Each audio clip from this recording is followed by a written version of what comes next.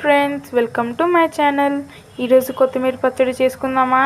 కావాల్సిన పదార్థాలు: జీలకర్ర, శనగపప్పు, ధనియాలు, కొత్తిమీర, ఎండుమిరపకాయలు, అల్లం, టమాటీ, మిరపకాయలు. నూనె వేసుకొని జీలకర్ర వేసుకోవాలి, ఉప్పు కూడా వేసుకోవాలి, కాయలు వేసుకోవాలి, ధనియాలు,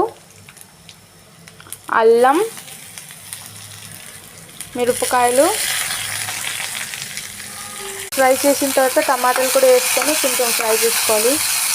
కొత్తిమీరని కూడా వేసుకోవాలి, ఉప్పు వేసుకొని ఫ్రై చేసుకోవాలి. ఫ్రై అయిపోయింది, ఒక నిమిషం చల్లారి పెట్టుకుందాం. గ్రైండ్ చేసేసుకున్నాం. ఇప్పుడు తాలింపు చేసుకుందాం. ఆవాలు ఫ్రై చేసి పచ్చడి రెడీ. ఈ వీడియో నచ్చినట్లయితే లైక్, షేర్, సబ్స్క్రైబ్. నెక్స్ట్ వీడియోలో కలుద్దాం. Bye friends.